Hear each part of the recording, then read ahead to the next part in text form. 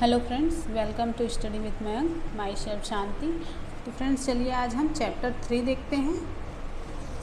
हमारा चैप्टर 3 है संश्लेषित रेशे और प्लास्टिक। फ्रेंड्स इस चैप्टर में हम जानेंगे कि संश्लेषित रेशे क्या होते हैं, ओके, और प्लास्टिक क्या होते हैं। फ्रेंड्स हमने लास्ट चैप्टर में पढ़ा था किसके बारे में, तो पादप रेशों और जंतु रेशों के बारे में, ओके। तो चलिए देखते हैं। फ्रेंड्स हम जो कपड़े पहनते हैं वो फैब्रिक से बने होते हैं। फैब्रिक मतलब फैब्रिक को अगर हम तोड़े तो उसका अर्थ निकलता है फाइबर। फाइबर मतलब रेशे, है ना। तो हम जो कपड़े पहनते हैं वो फैब्रिक से निर्मित होते हैं, और जो कपड़े हैं वो प्राकृतिक और कृत्रिम दोनों स्रोतों से प्राप्त होते हैं, है ना। तो प्राकृतिक स्रोत क्या है, तो जो कपास से हम वस्त्र बनाते थे रेशे प्राप्त करके, वो प्राकृतिक स्रोत कहलाए। और जंतु स्रोत भी जानते हो आप, मतलब जंतुओं से प्राप्त, जैसे कि रेशम और ऊन, वो जंतुओं से प्राप्त होते थे। इसी तरह आज हम जानेंगे संश्लेषित रेशे या कृत्रिम रेशे, ओके। तो ये भी फाइबर से बनाए जाते हैं, ओके। तो फ्रेंड्स कुछ आप नाम बता सकते हो कि फाइबर से, मतलब ये जो संश्लेषित फाइबर है उनसे कौन कौन से प्रकार के कपड़े बनाए जा सकते हैं। तो फ्रेंड्स जैसा कि हमने लास्ट चैप्टर में पढ़ा, कपास, ऊन, रेशम आदि पौधों और जंतुओं से प्राप्त होते हैं। उसी तरह संश्लेषित अथवा मानव निर्मित रेशे, मतलब जो संश्लेषित रेशे हैं वो मनुष्यों द्वारा बनाए जाते हैं, ठीक है। इसलिए इन्हें मानव निर्मित रेशे या संश्लेषित रेशे कहते हैं। तो समझ में आया, संश्लेषित रेशे मतलब मानव निर्मित रेशे, ओके। तो चलिए अब देखते हैं संश्लेषित रेशे क्या है। हमारा 3.1 है संश्लेषित रेशे क्या है। फ्रेंड्स आपने माला देखी है ना, जो धागों के अंदर एक एक मोती को पिरोकर माला बनाई जाती है ना। तो ठीक इसी प्रकार से छोटे छोटे इकाइयों को मिलाकर, मतलब उनकी एक श्रृंखला बनाई जाती है, ठीक है। तो जैसे कि आप माला को देखें, माला में एक एक मोती पिरोया गया तो वो माला की पूरी लड़ी बन गई। इसी तरह एक संश्लेषित रेशा जो है वो भी छोटी छोटी इकाइयों से मिलकर एक बड़ी एकल इकाई बनाते हैं, जो बहुलक या पॉलीमर कहलाते हैं, ओके। बहुलक मतलब छोटी छोटी इकाइयों से मिलकर बना हुआ, ठीक है। पॉलीमर ग्रीक भाषा के दो शब्दों पॉली और मर से मिलकर बना है। और पाली का अर्थ होता है अनेक, मर का अर्थ होता है भाग अथवा इकाई, ठीक है। अनेक इकाइयों से बनी हुई, ओके। अतः एक पॉलीमर या एक बहुलक बहुत सी इकाइयों को दोहराने से बनता है, ठीक है। फ्रेंड्स प्रकृति में पाए जाने वाले बहुलक मतलब सेलुलोज के बारे में तो आप जानते ही हो। और सेलुलोज क्या है, ये ग्लूकोज की इकाइयों से निर्मित होता है, ओके। सॉरी फ्रेंड्स, हमारा 3.2 है संश्लेषित रेशों के प्रकार। अब हम जानेंगे कि संश्लेषित रेशों के कौन कौन से प्रकार हैं। तो हमारा पहला है रेयॉन। फ्रेंड्स आपने चैप्टर 7th क्लास के चैप्टर में पढ़ा था कि रेशम कीट से प्राप्त किया जाता है, क्या प्राप्त किया जाता है, रेशम। किससे प्राप्त किया जाता है, रेशम कीट से। और इसकी खोज कहाँ हुई थी, तो चीन में हुई थी, है ना। और इसे लंबे समय तक कड़ी सुरक्षा में गोपनीय रखा गया था। और रेशम रेशे से प्राप्त बहुत महंगा होता था, उससे जो प्राप्त कपड़े हैं वो। फिर भी इसकी जो सुंदरता है, बनावट है, वो सभी लोगों को बहुत पसंद आती थी, है ना। तो रेशम को कृत्रिम रूप से बनाने का प्रयास किया गया, लेकिन उनको सफलता कब मिली, तो 19वीं शताब्दी के अंतिम में, ठीक है। तो जो वैज्ञानिक हैं वो रेशम के समान गुण वाले रेशे प्राप्त करने में सफलता प्राप्त किए, ओके। तो इस प्रकार से रेयान या रेशा जो है वो किससे बनाया जाता है, तो रेयान रेशा काष्ठ लुगदी के रासायनिक उपचार से प्राप्त किया जाता है। काष्ठ लुगदी मतलब एक, काष्ठ मतलब लकड़ी, लुगदी मतलब लुगदी समझते हो आप, जैसे कि आटे का लोई होता है, गीला गीला, सेम उसी प्रकार का एक लुगदी होता है, ठीक है। और उसी के रासायनिक उपचार के द्वारा रेयान प्राप्त किया जा सकता है, ठीक है। और ये जो रेयान है वो कृत्रिम रेशा कहलाता है, क्योंकि इसको हमारे द्वारा बनाया जाता है, मतलब मनुष्यों द्वारा बनाया जाता है। फिर भी ये जो रेयान है वो प्राकृतिक उसका प्राकृतिक स्रोत क्या है, काष्ठ लुगदी, है ना, उसी से इसको प्राप्त किया जाता है। और यह एक मानव निर्मित रेशा है, ठीक है। और ये रेशम से सस्ता होता है, परंतु इससे रेशम के जो रेशे हैं उसी के समान इसको भी बुना जा सकता है, ठीक है। इसको रंगों से रंगा भी जा सकता है। रेयान को कपास के साथ मिलाकर बिस्तर की चादरें और ऊन के साथ मिलाकर कालीन या गलीचा बनाया जाता है, ठीक है फ्रेंड्स। और दूसरा है नायलॉन। चलिए अब नायलॉन के बारे में जानते हैं। तो नायलॉन भी एक मानव निर्मित रेशा है और सन 1931 में बिना किसी प्राकृतिक कच्चे माल, मतलब बिना किसी पौधे या जंतु से प्राप्त किसी कच्चे माल के उपयोग के बिना इसको बनाया गया। इसका निर्माण कोयला, जल और वायु से किया गया, ठीक है। इसका निर्माण कोयला, जल और वायु से किया गया, ठीक है। और ये क्या है, यही प्रथम पूर्ण रूप से संश्लेषित रेशा था। ओके, तो नायलॉन क्या है, ये एक प्रबल रेशा है। ये प्रत्यास्थ होता है, मतलब इसको खींचा जा सकता है, जितना खींचेंगे ये टूटता नहीं है जल्दी, बहुत ही मजबूत होता है, ठीक है। और ये हल्का होता है, ये चमकीला और धोने में भी आसान है। और इससे जो कपड़े निर्माण होते हैं, जो कपड़े बनाए जाते हैं, वो काफ़ी प्रचलित भी है। आप लोग जैकेट वगैरह पहने होंगे। और नायलॉन जो है उसके सॉक्स, मतलब मोजे बनाए जाते हैं, ठीक है। यहाँ पर इसका गुण लिखा है प्रबल, प्रत्यास्थ व हल्का, मतलब ये इसका काफ़ी अच्छा गुण है। चलिए आगे देखते हैं। इसका उपयोग कपड़ों का निर्माण, पैराशूट, चट्टानों पर चढ़ने वाले रस्से, जुराबे और जो घरेलू यूज़ के जो रस्से होते हैं, तंबू है, दांत साफ करने का ब्रश, कारों की सीट के पट्टे, स्लीपिंग बैग, पर्दे आदि बनाए जाते हैं। फ्रेंड्स, आपने एक ताँत बोलते हैं जिसको, ताँत घरेलू यूज़ का जो काम आता है, वो सेम इसी प्रकार के किससे बनता है, तो वो नायलॉन से बना होता है। ताँत से सिलाई भी की जाती है, जो काफ़ी मजबूत होते हैं, है ना। तो फ्रेंड्स, ये इतना मतलब मजबूत होता है कि इससे पैराशूट और चट्टान में चढ़ने वाली रस्सी भी बनाई जा सकती है, ठीक है। फ्रेंड्स, हम घर में भी बहुत सारी चीज़ों का यूज़ करते हैं, जैसे कि मैंने ये बताया। तो ये सब किससे बने होते हैं, तो ये नायलॉन से बने होते हैं और ये काफ़ी मजबूत होता है, ठीक है। तो अब चलिए आगे देखते हैं। यह एक नायलॉन का तार इस्पात के तार से अधिक प्रबल हो सकता है, मतलब ये इतना मजबूत होता है कि इस्पात के तार, मतलब इस्पात मतलब लोहे की तार या फिर किसी स्टील के तार से भी मजबूत हो सकता है। ओके, तो हमारा अगला है सी, पॉलिएस्टर और एक्रेलिक। फ्रेंड्स, अब हम पॉलिएस्टर और एक्रेलिक के बारे में जानेंगे। तो पॉलिएस्टर एक और मतलब अन्य संश्लेषित रेशा है। इस रेशे से बने कपड़े में सिलवटें नहीं आती, ठीक है।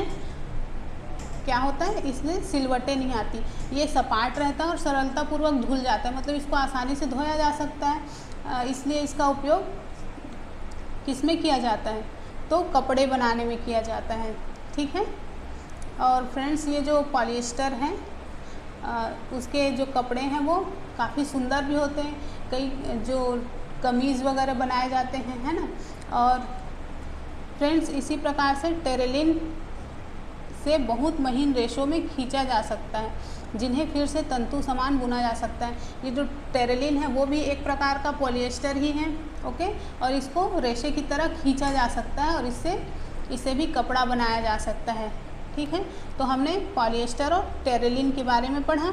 अब देखते हैं ये पेट क्या होता है। तो पेट एक बहुत ही मतलब जिसको सभी जानते हो आप लोग, पेट क्या होता है। तो ये भी एक प्रकार का पॉलिएस्टर है। इसका उपयोग किस में किया जाता है, बोतल बनाने में, बर्तन, फिल्म, तार व अन्य बहुत से उत्पादों के निर्माण में होता है। तो पेट एक तरह का पॉलिएस्टर है ना।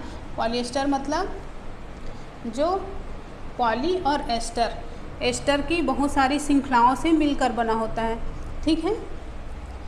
तो polyester, poly plus ester, ester एक रसायन है, जानते हो आप एस्टर क्या है ना।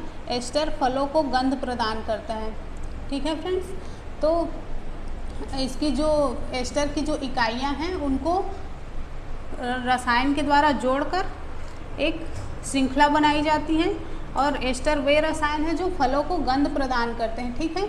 इससे निर्मित कपड़े क्या कहलाते हैं? पॉलीकाट या पॉलीवूल या टेरिकॉट अनेक नामों से जाने जाते हैं। जैसे टेरिकॉट के कपड़े तो बहुत ही ज़्यादा प्रचलित हैं, है ना। आजकल हर कोई टेरिकॉट के ही कपड़े पहनना पसंद करता है, जबकि सूती के कपड़े इससे थोड़े महंगे होते हैं। जो टेरिकॉट हैं उसके कपड़े काफ़ी सस्ते होते हैं। चलिए अब देखते हैं ये पॉलीकाट क्या है। तो पॉलीकाट कपास और पॉलिएस्टर को मिलाकर बनाया जाता है, ठीक है। और पॉलीवूल मतलब पॉलीवूल में पॉलिएस्टर और ऊन का मिश्रण है। नाम से ही पता चल रहा है कि ऊन मिला हुआ है इसमें, मतलब ऊन मिलाकर बनाया गया। पॉलीकाट मतलब कपास और पॉलिएस्टर मिलाकर बनाया गया, ठीक है। फ्रेंड्स, हम सर्दियों में जो स्वेटर पहनते हैं या जो शाल कंबल का उपयोग करते हैं उनमें बहुत से मतलब वो प्राकृतिक ऊन से नहीं बने होते, वे ऊन के जैसे दिखाई देने वाले इन पदार्थों से मतलब संश्लेषित रेशों से तैयार किए जाते हैं, ठीक है। और इनको क्या बोला जाता है? तो ऊन के समान दिखाई देने वाला रेशा एक्रेलिक कहलाता है। एक्रेलिक के बारे में आप सभी ने सुना होगा। और ये एक्रेलिक क्या है? सॉरी, एक्रेलिक काफ़ी सस्ता होता है ना। और ये जो प्राकृतिक स्रोत से प्राप्त किए जाने वाले ऊन हैं वो काफ़ी महंगे होते हैं, जबकि एक्रेलिक से बनी वस्तुएं बहुत ही सस्ती होती हैं, मतलब उनकी अपेक्षा सस्ते होते हैं। और ये इनकी रंगाई भी मतलब ये अनेक अनेक रंगों में प्राप्त हो जाते हैं। जो ये एक्रेलिक हैं उनको बहुत ही रंगीन मतलब अच्छे अच्छे रंगों में हम इसको बनाया जाता है, इसके जो कपड़े हैं उसको, ठीक है। काफ़ी आकर्षक होते हैं। और ये जो संश्लेषित रेशे हैं ये मतलब प्राकृतिक रेशे से अधिक टिकाऊ होते हैं और सभी लोगों के पहुंच के भीतर होते हैं, जिसे प्राकृतिक रेशों की अपेक्षा ज़्यादा लोकप्रिय हैं, लोगों के बीच फेमस है। ओके सॉरी फ्रेंड्स, आपने लास्ट चैप्टर में पढ़ा था कि जो रेशे हैं, प्राकृतिक रेशे हैं, उनको अगर जलाया जाए तो क्या होता है। तो फ्रेंड्स, आप ये जो संश्लेषित रेशे हैं उनको जलाएंगे तो क्या होगा? तो आप पाएंगे कि ये जो संश्लेषित रेशे हैं वो प्राकृतिक रेशों से अलग हैं। आप ये भी देखेंगे कि जो संश्लेषित रेशे हैं उनको गर्म करने पर वो पिघल जाते हैं, ठीक है। यहाँ पर लिखा है संश्लेषित रेशे गर्म करने पर पिघल जाते हैं। और जो ये संश्लेषित रेशों का एक हानिकारक गुण है, समझो, है ना। यदि कपड़ों में आग लग जाती है तो बहुत ही भयानक हो सकता है ना। कपड़े पिघल जाते हैं और जो पहनने वाला व्यक्ति है उसके शरीर से चिपक जाते हैं। इसलिए ये जो संश्लेषित रेशे हैं उससे बने जो कपड़े हैं उनका यूज़ हमें जैसे लैब वगैरह है, प्रयोगशाला है या रसोई घर में है, उस मतलब रसोई घर में काम करते समय संश्लेषित वस्त्र का उपयोग नहीं करना चाहिए, मतलब नहीं पहनना चाहिए, ठीक है। तो फ्रेंड्स, जो संश्लेषित रेशे हैं अगर आप उनको जला के देखोगे तो वो मतलब पिघल जाते हैं। ओके, बस कहने का यही मतलब है। तो फ्रेंड्स, अब हम देखेंगे कि ये नेक्स्ट पॉइंट कुछ रेड कलर में लिखा है, मतलब इम्पॉर्टेंट है। सभी संश्लेषित रेशे पेट्रोलियम मूल के कच्चे माल जो पेट्रो रसायन कहलाते हैं से विविध प्रक्रमों द्वारा तैयार किए जाते हैं। फ्रेंड्स, हम आगे के चैप्टर्स में पढ़ेंगे कि पेट्रोलियम कैसे प्राप्त किया जाता है और उसके द्वारा मतलब कैसे अनेक पदार्थ बनाए जाते हैं। तो यहाँ पर लिखा है कि संश्लेषित रेशे पेट्रोलियम मूल के कच्चे माल, मतलब इसका मुख्य पदार्थ क्या है, मेन सब्सटेंस क्या है, तो पेट्रोलियम है। ओके, तो उसी के कच्चे माल होते हैं, उसको पेट्रो रसायन कहते हैं, ठीक है। और इसी को अनेक प्रक्रमों के द्वारा ये संश्लेषित रेशे बनाए जाते हैं। चलिए अब आगे देखते हैं। 3.3 संश्लेषित रेशों के गुण धर्म। फ्रेंड्स, अब हम देखेंगे कि ये जो संश्लेषित रेशे हैं उनके गुण क्या क्या हैं। फ्रेंड्स, मान लीजिए आप कल्पना कीजिए कि आज बारिश का दिन है और आप किसी प्रकार का छाता वगैरह मतलब नहीं है आपके पास, और जो संश्लेषित रेशे हैं इनका एक मेन ये गुण होता है कि ये जो इससे जो कपड़े बने होते हैं वो मतलब पानी में भीगते देर से हैं, पर अगर हम उसको सुखाएं तो वो जल्दी सूख जाते हैं। ठीक है, तो ये इसका एक बहुत अच्छा गुण है। फ्रेंड्स, अगर आप कॉटन को और एक टेरिकॉट को 2 बीकर में डालोगे जिसमें पानी भरा होगा, तो जो कॉटन है वो ज़्यादा मात्रा में पानी सोखेगा, जबकि टेरिकॉट है बहुत कम पानी सोखेगा। और अगर आप दोनों को सुखाते हो तो जो कॉटन के कपड़े हैं वो काफ़ी देर में सूखेंगे, पर जैसे ही आप जो टेरिकॉट के कपड़े हैं उसको 1-2 बार झाड़ोगे तो झाड़ते ही सूख जाते हैं। तो ये क्या है, ये इसका एक अलग बहुत अच्छा गुण है, समझो, है ना। तो ये मतलब जल्दी सूख जाते हैं, अधिक मतलब चलाऊ हैं, कम महंगे हैं, आसानी से मिल जाते हैं, इनका रख रखाव भी सुविधाजनक है। तो इस तरह से हम देखते हैं कि विभिन्न प्रकार के रेशे अपनी प्रबलता, जल और चूषण क्षमता मतलब वही मैंने जो बताया, जो जल सोखने की क्षमता है, वो दहन प्रकृति मतलब जलने का जो गुण है, मूल्य मतलब कीमत, इसकी कीमत भी कम है, चिर स्थायी तो मतलब ये जल्दी फटते नहीं हैं, है ना, आदि गुणों में परस्पर भिन्नता रखते हैं। ठीक है, मतलब अलग अलग प्रकार के कपड़ों की जो गुण है वो अलग अलग होंगे। ठीक है, तो चलिए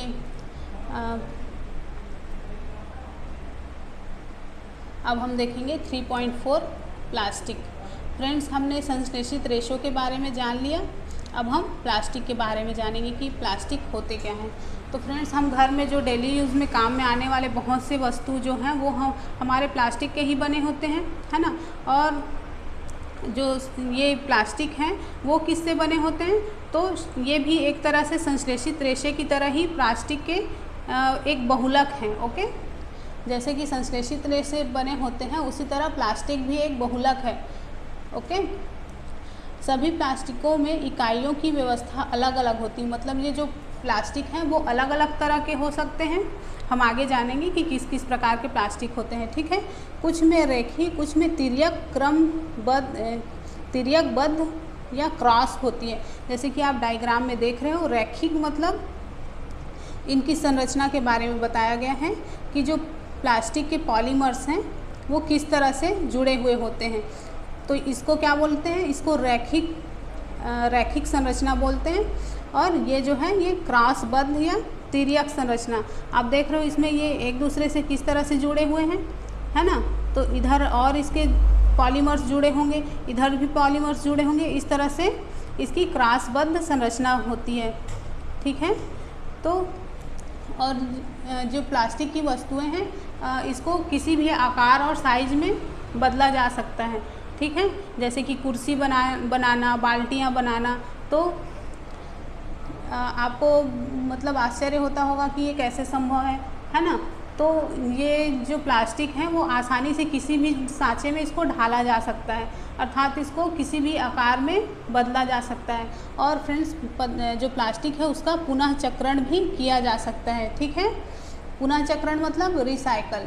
जैसे कि कोई प्लास्टिक की चेयर है वो टूट गई तो आप उसको रिसाइकल भी कर सकते हो, मतलब आप घर में नहीं कर सकते, पर अगर इस प्लास्टिक को आप उस कारखाने में भेज दो जहाँ पर प्लास्टिक की चीज़ें बनती हैं, तो वो जो कारखाना है वो इस टूटे हुए चेयर को पिघलाकर फिर से एक नई चेयर में बदल सकता है। ठीक है, तो मतलब इस तरह से उसका पुनः चक्रण हो जाता है ना। और फ्रेंड्स, ये जो प्लास्टिक है इसको बेलकर मतलब इसको समतल बनाया जा सकता है, बेलकर चद्दरों में बदला जा सकता है। जैसे कि जो हमारे छत पर जो शीट वगैरह लगे होते हैं, प्लास्टिक की शीटें आती हैं आजकल, तो इनको इसी तरह से बनाया जा सकता है। इनको मतलब ये जो प्लास्टिक है इनकी तारें भी बनाई जा सकती हैं, इनके पाइप बनाए जा सकते हैं, और इनके यूज़ भी बहुत सारे हैं अलग अलग पदार्थों मतलब अलग अलग चीज़ों को बनाने के लिए, जैसे कुर्सी, बाल्टियाँ, खिलौने और पाइप। ठीक है, तो फ्रेंड्स, हमने प्लास्टिक के बारे में जाना। अब जैसे कि हम ये इसके बारे में देखते हैं पॉलीथीन क्या होता है। ठीक है, तो polythene, poly plus ethene, ethene एक रसायन है ना। तो प्लास्टिक का जो पॉलीथीन है वो भी एक प्लास्टिक का ही उदाहरण है। जो सामान्य उपयोग में आने वाले जो पॉलीथीन हैं पॉलीथीन की जो थैलियाँ हैं उसको बनाने में इसका यूज़ किया जाता है। ठीक है फ्रेंड्स। अब आप मान लो आप कोई प्लास्टिक के टुकड़े को लीजिए, कोई भी प्लास्टिक की चीज़ है, मान लो आप प्लास्टिक की गिलास लेते हो और उसको अगर मोड़ने की कोशिश करते हो तो या तो वो टूट जाएगी या फिर कुछ प्लास्टिक ऐसे होते हैं जो टूटते नहीं हैं, है ना, या किसी को बिल्कुल आसानी से तोड़ा या मोड़ा जा सकता है ना, तो या फिर किसी को तोड़ने के लिए थोड़ा बल लगाना पड़ता है। और कई प्लास्टिक ऐसे होते हैं जिसमें अगर हम गर्म पानी अगर डाल दें तो वो पिघल जाती है, मतलब बिल्कुल टेढ़ी मेढ़ी हो जाती है।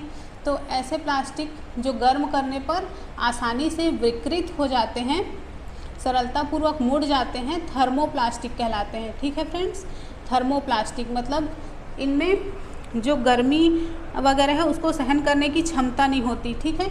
इनमें अगर हम मान लो एक थर्मोप्लास्टिक की बॉटल है, अगर उसमें हम पानी डालें तो वो पिघल जाती है या बिल्कुल आसानी से मुड़ जाती है। जैसे कि हाँ, आप ट्रेन वगैरह में जो पानी की बॉटल मिलती है, अगर उसी में खूब गर्म पानी डाल दोगे तो वो पिचक जाएगा, है ना, टेढ़ा मेढ़ा हो जाएगा।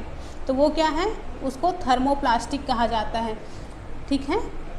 इसका उदाहरण क्या है, पॉलीथीन और पीवीसी। पॉलीथीन मतलब जो पॉलीथीन की जो थैलियाँ बनाई जाती हैं वो इसका एक उदाहरण है, और इसका उपयोग खिलौने, कंघी और विभिन्न प्रकार के पात्रों के बड़े पैमाने के निर्माण में किया जाता है।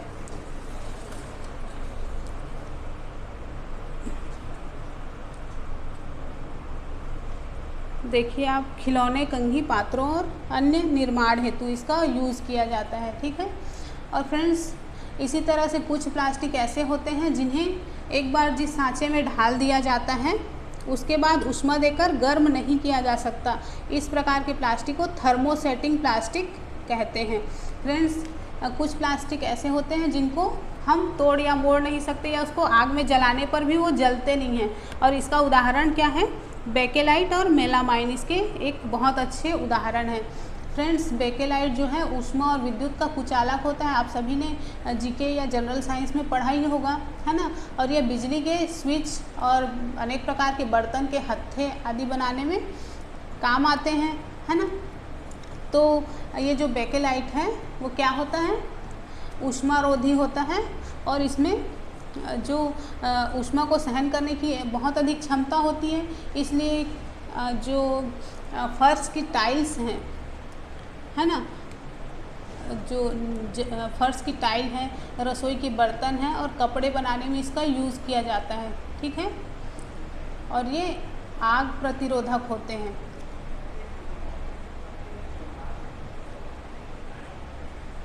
फ्रेंड्स, इसी तरह हम देखेंगे कि मेलामाइन क्या है। ठीक है। तो मेलामाइन का उपयोग आग प्रतिरोधक के रूप में किया जाता है। फर्श की टाइलें, रसोई के बर्तन और कपड़े, ये फ्रेंड्स जो फायर ब्रिगेड के लोग होते हैं वो इस जो मेलामाइन है उसके बने वस्त्र को पहने होते हैं, और ये जो वस्त्र है वो आग के लिए प्रतिरोधी होता है, मतलब ये कपड़े आग में जलते नहीं हैं। ठीक है। तो बेकेलाइट और मेलामाइन आप याद रखिएगा। हमारा 3.5 है विकल्प पदार्थ प्लास्टिक। तो फ्रेंड्स, यदि हम कोई खाद्य सामग्री है जो खाने पीने की चीज़ है, पानी है, दूध है, अचार है, सूखे मेवे हैं, इन सब को रखने के लिए या तो मतलब हम प्लास्टिक के ही बर्तनों में मेनली ज़्यादा रखते हैं, क्योंकि अगर हम लोहे के या तांबे के बर्तन में रखें तो ये सब ख़राब हो जाएंगे, क्योंकि जो लोहे के या तांबे के बर्तन हैं या किसी और पदार्थ के जो बर्तन हैं वो इनसे मतलब जो खाद्य पदार्थ हो उनसे अभिक्रिया कर लेंगे, है ना, और जो खाद्य पदार्थ उसमें रखा जाएगा उसको वो ख़राब कर सकते हैं, है ना। और जबकि ये जो प्लास्टिक है वो इन चीज़ों से अभिक्रिया नहीं करते और ये धातुओं की अपेक्षा हल्के होते हैं, अतः कारों, वायुयान, अंतरिक्ष यानों में इनका उपयोग किया जाता है। फ्रेंड्स, ये जो प्लास्टिक है हम आगे धातु और अधातु के बारे में पढ़ेंगे। तो ये जो धातु हैं उनकी अपेक्षा हल्के होते हैं प्लास्टिक जो हैं, और इसीलिए इनका यूज़ कार और वायुयान और अंतरिक्ष यानों में किया जाता है। और उसी तरह से मान लो हमारे घर के जो भी सामान है उसको हम रखने के लिए भी, क्योंकि इसका वज़न भी कम होता है, इसकी कीमत भी कम होती है और इसकी मतलब सामर्थ्य या क्षमता भी बहुत अच्छी होती है, ठीक है, और उपयोग करने में बिल्कुल आसान होते हैं। इसी गुण के कारण इसका उपयोग घरेलू सामानों में बहुत अधिक किया जाता है, ठीक है। चलिए अब हम इसके कुछ और ऐसे गुणों के बारे में जानते हैं कि प्लास्टिक के और कौन कौन से गुण होते हैं। तो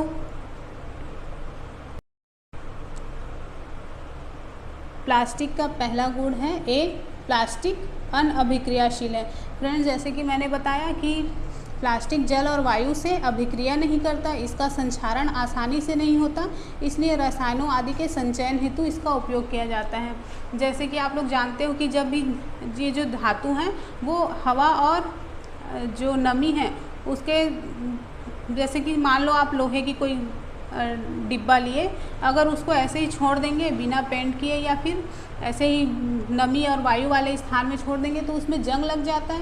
पर जो ये प्लास्टिक है वो जल और वायु से अभिक्रिया नहीं करते, उसका संक्षारण नहीं होता, मतलब इसका प्लास्टिक का क्षरण नहीं होता, ठीक है। इसीलिए इसका उपयोग बहुत सारे जो रसायन हैं, केमिकल्स वगैरह हैं, उनको रखने के लिए इनका यूज़ किया जाता है, ठीक है। अब हमारा बी देखते हैं, प्लास्टिक हल्का, प्रबल और चिरस्थायी। फ्रेंड्स, घर में जो भी चीज़ें हैं घरेलू यूज़ के, तो ये जो प्लास्टिक है वो काफ़ी हल्का होता है और वही प्रबल मतलब मजबूत होता है, चिरस्थायी होता है, मतलब जल्दी टूट फूट नहीं होती इसमें, है ना। इसको किसी भी आकार और साइज़ में ढाला जा सकता है और इसका मतलब कई उद्देश्यों की पूर्ति के लिए प्लास्टिक का उपयोग किया जा सकता है। तो प्लास्टिक जो है और जो धातु है उसकी अपेक्षा सस्ते होते हैं। उद्योगों में, घरेलू कार्यों में इसका बहुत अधिक उपयोग होता है, ठीक है। तो फ्रेंड्स, आप घर में ही देखे होंगे बहुत सारे जो चीज़ें हैं प्लास्टिक की ही बनी होती हैं। अब जैसे कि देख लो, टीवी है, टीवी में भी प्लास्टिक है, फ्रिज है, कूलर है, लैपटॉप है, आपके मोबाइल हैं, ये सब किससे बने हुए हैं? प्लास्टिक से ही तो बने हुए हैं, है ना। और भी बहुत सारी चीज़ें अगर आप गिनने बैठो तो सुबह से शाम हो जाएगी। तो फ्रेंड्स, हम अब अगला देखेंगे सी, प्लास्टिक कुचालक है। सभी जानते हो, है ना, प्लास्टिक ऊष्मा और विद्युत की कुचालक है, इसलिए बिजली के तार जो हैं, जो बिजली के तार हैं उसके चारों ओर ये जो प्लास्टिक है उसी को लपेटा जाता है, मतलब उससे ढका हुआ होता है। जो तांबे की तार होती है उसके ऊपर प्लास्टिक की कवरिंग चढ़ी होती है, जानते हो आप लोग। तो क्यों होता है? क्योंकि ये प्लास्टिक जो है कुचालक है ऊष्मा और विद्युत के, ठीक है। फ्रेंड्स, क्या आप जानते हैं कि प्लास्टिक का मतलब जैसे मेडिसिन वगैरह है उसके जो कवर होते हैं, उनके रैपर होते हैं, वो भी प्लास्टिक से बने होते हैं, है ना। और जैसे कि जो गोली है या टिकिया है उसको पैक करने के लिए भी इसी का यूज़ किया जाता है। और घाव को सीने के लिए, मान लो स्टिचिंग वगैरह करते हैं, घाव किसी के घाव कट जाता है, उसको टाँके वगैरह लगाने के लिए यूज़ किया जाता है। और सिरिंज है वो भी प्लास्टिक की बनी होती हैं। जो डॉक्टर्स जो हैंड ग्लोव्स के हैं जो यूज़ करते हैं, और बहुत सारे जो चिकित्सा के यंत्र होते हैं उनके, वो भी किससे बने होते हैं? तो प्लास्टिक के ही बने होते हैं। फ्रेंड्स, आप लोगों को पता है कि माइक्रोवेव जो ओवन है उसमें भोजन पकाने के लिए एक अलग प्रकार के ही धातु का प्लास्टिक का पात्र बनाया जाता है। और जो माइक्रोवेव है उसमें खाना किससे पकता है? तो ऊष्मा से पकता है, मतलब गर्मी से, हीट से पकता है। परंतु जो प्लास्टिक का पात्र है जो उसके अंदर रखा हुआ होता है वो मतलब इतने हीट में भी वो जस का तस बना रहता है, जलता नहीं है, जबकि खाना जो है वो इतने गर्म टेम्परेचर में पक जाता है। फ्रेंड्स, इसी प्रकार से टेफ्लॉन भी है। टेफ्लॉन सभी ने नाम सुना होगा। यह एक विशिष्ट प्लास्टिक है जिस पर तेल और जल चिपकता नहीं, भोजन पकाने के बर्तनों में बनाने के लिए उपयोगी है। फ्रेंड्स, आप लोगों ने नॉन स्टिक पैन वगैरह तो सुने ही होंगे, तो इसमें एक टेफ्लॉन की कोटिंग चढ़ी होती है, ओके। तो इसको भी याद रखिएगा। फ्रेंड्स, अग्निसह प्लास्टिक मतलब जो आग को सहन करने की क्षमता रखते हैं, ऐसे प्लास्टिक जो हैं वो संश्लेषित रेशे से ही एक प्रकार से प्लास्टिक से ही बनाए जाते हैं। फ्रेंड्स आप लोग जानते हो कि संश्लेषित रेशे जो हैं आसानी से आग पकड़ लेते हैं, पर जो आग बुझाने के लिए कर्मचारियों के जो कपड़े होते हैं वो किससे बने होते हैं, तो वो मेलामाइन प्लास्टिक की उस पर परत चढ़ी होती है, ठीक है, और जो कि उनको अग्निरोधक बनाते हैं। तो हमने यहाँ पर जाना प्लास्टिक के बारे में, उसके गुणों के बारे में। अब देखते हैं प्लास्टिक और पर्यावरण 6.3 है। तो प्लास्टिक का हमारे पर्यावरण पर क्या प्रभाव पड़ता है हम यही जानेंगे। मैंने पिछले चैप्टर्स में भी बताया था कि हम अगर बाज़ार वगैरह जाते हैं तो प्लास्टिक की थैलियों में ही हमको लपेट कर जो सामान है वो दे दिए जाते हैं, है ना। और हमारे घर में भी जो कचरा इकट्ठा होता है उसमें से बहुत ज़्यादा मात्रा में प्लास्टिक ही निकलते हैं, है ना। और प्लास्टिक जो है उसका निस्तारण एक बहुत बड़ी समस्या है। निस्तारण मतलब उसको डिकम्पोज करना या उसको डिस्पोज करना बहुत बड़ी समस्या है ना। तो पदार्थ जो प्राकृतिक प्रक्रिया जैसे जीवाणु की क्रिया द्वारा अपघटित हो जाता है जैव निम्नीकरणीय कहलाते हैं। मतलब जो पदार्थ जो बैक्टीरिया वगैरह हैं उनके द्वारा खाद में बदल दिए जाते हैं, मतलब अपघटित कर दिए जाते हैं, उनको जैव निम्नीकरणीय कहते हैं।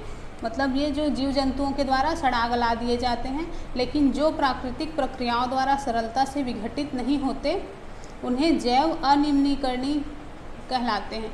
मतलब जो इन बैक्टीरियाज के द्वारा डिकम्पोज नहीं किए जा सकते उनको क्या कहेंगे, तो अनिम्नीकरणीय कहेंगे, ठीक है। तो फ्रेंड्स ये जो प्लास्टिक हैं आप जानते होंगे कि ये अपघटित नहीं होते हैं ना, इनको सड़ने में कई वर्ष लग जाते हैं और ये पर्यावरण को बहुत अधिक नुकसान पहुंचाते हैं। पर्यावरण को प्रदूषित करने का एक मेन कारण यही है ना। इसके अलावा जब इन संश्लेषित पदार्थों को जलाया जाता है तो ये पूरी तरह से जलने में बहुत समय लेते हैं और इसमें बहुत अधिक विषैली जो धुएँ वगैरह हैं वो उत्सर्जित होते हैं, जो कि पर्यावरण को काफ़ी प्रदूषित करते हैं, है ना। तो फ्रेंड्स जहाँ तक हो सके प्लास्टिक के उपयोग से बचिए, और अगर आप मार्केट जाते हो तो कपास और जूट के बने थैलों का यूज़ करिए, और जैव निम्नीकरण और अनिम्नीकरणीय अपशिष्ट को अलग से इकट्ठा करिए। मतलब जो पदार्थ सड़ गल जाते हैं उनको एक अलग बिन में डालिए और जो नहीं सड़ते उनको अलग डस्टबिन में डालिए, ठीक है। और इसे अपने मतलब घर में कम से कम ही प्लास्टिक का यूज़ करने की कोशिश कीजिए और अपने आसपास के लोगों को भी बताइए कि वो प्लास्टिक को किस तरह से मतलब यूज़ करें ताकि इससे प्रदूषण कम हो, ठीक है। फ्रेंड्स प्लास्टिक को फिर से मतलब रिसाइकल किया जा सकता है ना। तो पर जो थर्मोप्लास्टिक होते हैं उन्हीं को रिसाइकल किया जा सकता है, ओके। तो जिन वस्तुओं को पुनः चक्रण किया जा सकता है ऐसे पदार्थ मतलब ऐसे वस्तुओं के आप नाम बताइएगा जिनको पुनः चक्रित किया जा सकता है, ठीक है। और फ्रेंड्स जहाँ तक हो सके हम अपनी बुद्धिमानी के द्वारा ही ये जो पर्यावरण का प्रदूषण है उसको रोकने की कोशिश कर सकते हैं। और यहाँ पर नेक्स्ट पॉइंट दिया है 4R सिद्धांत। मतलब 4R सिद्धांत मतलब क्या है देखते हैं। उपयोग कम करिए मतलब रिड्यूस, फर्स्ट R है रिड्यूस मतलब उपयोग कम करिए, दूसरा R है पुनः उपयोग मतलब रीयूज़, तीसरा R है पुनः चक्रित करिए मतलब रिसाइकल करिए, और पुनः प्राप्त करिए मतलब रिकवर करिए। तो यहाँ पर बताया गया है कि कुछ अच्छी आदतें डालेंगे। तो ये जो अच्छी आदतें हैं 4 अच्छी आदतें जो बताई गई हैं उसको अगर हम अपनाएंगे तो हमारा पर्यावरण इस प्लास्टिक से सुरक्षित रह सकता है, ठीक है। फ्रेंड्स आपने देखा होगा कि गाय जो है वो इन प्लास्टिक की थैलियों को खा जाती है ना, और जिससे क्या होता है तो उनके जो पाचन क्रिया है वो बिगड़ जाती है, उनके पाचन नहीं हो पाता प्लास्टिक का, तो वो मर भी जाती हैं, है ना। तो फ्रेंड्स प्लास्टिक की जो थैलियाँ हैं उनको पानी में, सड़क में, यहाँ वहाँ मत फेंकिए, है ना। ख़रीदारी के समय जाते हुए जो अपने घर से कुछ थैला वगैरह ले जाइए, और ये जो प्लास्टिक के पदार्थ हैं उनका कम से कम उपयोग करिए, ठीक है। फ्रेंड्स आप ये भी कर सकते हो कि प्लास्टिक के जो खाना बनाने के जो हम मतलब मार्केट से सस्ते ले आते हैं, जो पैकिंग प्लेट वगैरह प्लास्टिक के, उससे अच्छा है कि हम स्टील के बर्तनों का यूज़ करें। ठीक है फ्रेंड्स, तो फ्रेंड्स यहाँ पर ये चैप्टर ख़त्म होता है। अब एक क्वेश्चन देख लेते हैं। तो आपको बताना है बेकेलाइट व मेलामाइन के उपयोग बताने हैं और टेफ्लॉन है उसका उपयोग बताना है। ठीक है फ्रेंड्स, तो मिलते हैं नेक्स्ट वीडियो में। Okay, bye bye.